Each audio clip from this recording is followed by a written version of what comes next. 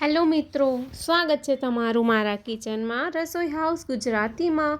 તો મિત્રો, આજે આપણે બનાવવા જઈ રહ્યા છે ડુંગળીની કચોરી। મતલબ સ્ટફિંગ જે છે ડુંગળીનું હોય છે, મગની દાળનું પણ હોય છે। આજે આપણે ડુંગળીની કચોરી બનાવીશું। તો અહીં આગળ તમે જોઈ શકો છો, મેં 2 કપ મેદો લીધો છે। એની અંદર મેં મોવણ માટે ઘી વાપર્યું છે। તમે તમને ફાવે તો તમે તેલ પણ વાપરી શકો છો। અને ઘી સહેજ વધારે પડતું નાખવાનું છે। અને મેં અહીંયા આગળ થોડોક અજમો લીધો છે। અજમાથી જે છે કચોરીનો ટેસ્ટ બહુ જ સરસ આવે છે। તો મિત્રો, તમે જોઈ શકો છો, હવે બધી જ વસ્તુઓને આપણે સરસ રીતે મિક્સ કરી લઈશું। અને આ લોટ જે છે એ લોટ બનાવી લઈશું, લોટને બાંધી લઈશું। તો અહીં આગળ મેં બધી જ વસ્તુઓને નાખી દીધી છે। આ મુઠ્ઠી વડે એટલું તમારે મોવણ નાખવાનું છે, જરા પણ કચાશ નથી રાખવાની મિત્રો। તો તમે જોઈ શકો છો કે બરોબર રીતે મેં મિક્સ કરી લીધું છે લોટને।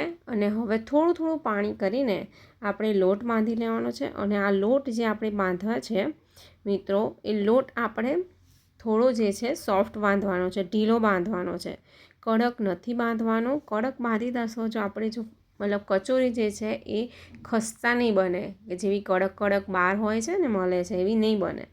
એટલા માટે આપણે સહેજ ઢીલો લોટ રાખવાનો છે। અને આ રીતે મસળીને તમે જોઈ શકો છો કે લોટ જે છે આપણો પોચો રહ્યો છે અને તૈયાર થઈ ગયો છે। આ રીતે મસળી લેવાનો છે લોટને, બરોબર। જેમ મસળશો તેમ જ મેદો જે છે એ એકદમ ઢીલો પડતો જશે ને એકદમ સોફ્ટ થશે। તો તમે જોઈ શકો છો, મેં થોડું તેલ નાખીને હવે બાજુમાં મૂકી દીધું છે લોટને। હવે એક મસાલો તૈયાર કરીશું। તેમાં 1 ચમચી જીરું લીધું છે મેં, 1 ચમચી આખા ધાણા લેવાના છે, અને 2 ચમચી અહીંયા આગળ આપણે લીધું છે વરિયાળી લીધી છે। વરિયાળીનું ટેસ્ટ જે છે કચોરીમાં ખૂબ જ સરસ આવે છે। હવે આને આપણે ગોલ્ડન બ્રાઉન થાય ત્યાં સુધી આપણે શેકી લઈશું। અને આ મસાલો જે છે ફ્રેન્ડ્સ બહુ જ સરસ લાગે છે। હવે આ સ્મેલ આવે ત્યાં સુધી શેકી લેવાનો છે। ત્યાં સુધી અહીંયા આગળ ઠંડુ પડે મસાલો ત્યાં સુધી મેં અહીંયા આગળ ડુંગળી સમારી લીધી છે। ડુંગળી તમારે કોઈ ચોપરમાં નથી સમારવાની ફ્રેન્ડ્સ। તો ચોપરમાં નાખશો તો તમારી જે ડુંગળીમાંથી પાણી છૂટી જશે, તો સ્ટફિંગ બરોબર નહીં બને। એટલા માટે આપણે હાથથી જ ડુંગળી જે હાથથી જ સમારજો। અને મિત્રો, અહીંયા આગળ મેં લીલું મરચું પણ સમારી લીધું છે। તો તમે જોઈ શકો છો કે મેં લીલું મરચું સમારી લીધું છે। અને આ મસાલો જે હતો આપણો એ મેં અહીંયા વાટી લીધો છે। આવી રીતે અધકચરો તમારે વાટી લેવાનો છે। તમને ફાવે તો તમે મિક્સરમાં પણ ગ્રાઇન્ડ કરી શકો છો।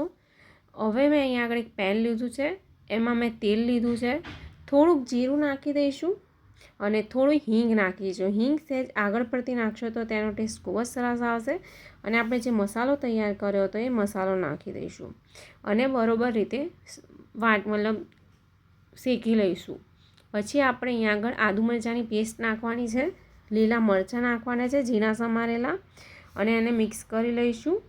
અને પછી આપણે અહીંયા આગળ ફ્રેન્ડ્સ મિત્રો મેં આગળ ડુંગળી નાખી છે, ડુંગળીને બરોબર હરાવી લેવાની છે। 5 થી 7 મિનિટ થોડી શેકી લઈશું। પછી અહીંયા આગળ નાખીશું મીઠું નાખીને આપણે પછી નાખીશું લાલ મરચું પાવડર, થોડીક હળદર નાખી દઈશું। પછી નાખીશું ધાણા જીરું પાવડર, આમચૂર પાવડર નાખવાનો છે। તે આમચૂર પાવડર ના હોય તો તમે લીંબુ પણ વાપરી શકો છો, એનાથી જે ટેસ્ટ છે ખાટું મીઠું આવશે। પછી મેં અહીંયા આગળ નાખી દીધું છે બેસન। તો બેસન ફ્રેન્ડ્સ તમે નાખશો તો એનો ટેસ્ટ પણ ખૂબ જ સરસ આવે છે। અને એની અંદર જે ડુંગળીની અંદર જે પાણી રહેલું હોય છે તે પાણી પણ નહીં છૂટે ડુંગળીમાંથી, એટલે બેસન નાખ્યું છે। અને આમ આપણું જે સ્ટફિંગ છે કચોરીનું એ બનીને તૈયાર છે। અને બીજી બાજુ તમે જોઈ શકો છો કે લોટ જે છે એ આપણો એકદમ સોફ્ટ તૈયાર થઈ ગયો છે। હવે આપણે અહીંયા મિત્રો જે લોટ હતો મેદો, એ મેદાને લોટમાંથી આપણે એના લુઆ તૈયાર કરી લઈશું।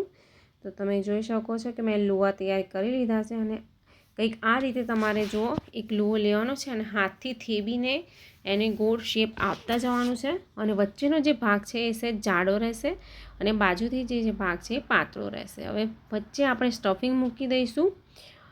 આ પ્રોસેસ ખૂબ જ જરૂરી છે, પણ ધ્યાનથી જોજો, આ જ રીતે કરજો, બાકી તમારું જે સ્ટફિંગ છે એ બહાર આવી જશે અને કચોરી નહીં સારી બને, ફૂલશે પણ નહીં।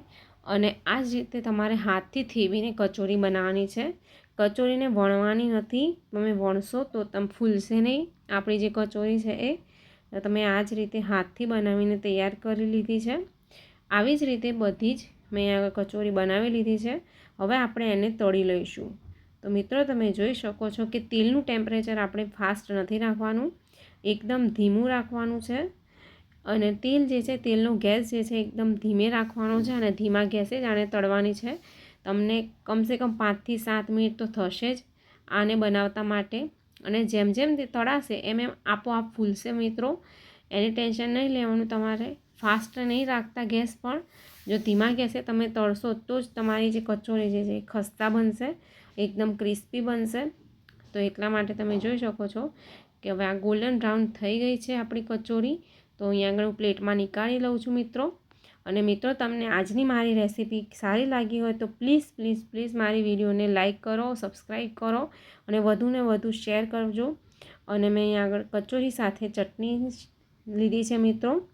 તો ફ્રેન્ડ્સ તમને વિડીયો કેવો લાગ્યો મને કમેન્ટ કરીને જરૂરથી કહેજો અને ક્યાંથી જુઓ છો એ પણ કહેજો. તો જો મિત્રો આપણી કચોરી તૈયાર છે, એકદમ ખસ્તા કચોરી છે, બનીને તૈયાર થઈ ગઈ છે. તો મિત્રો ઘેરથી જરૂર ટ્રાય કરજો બનાવીને અને મને કહેજો કેવી બની.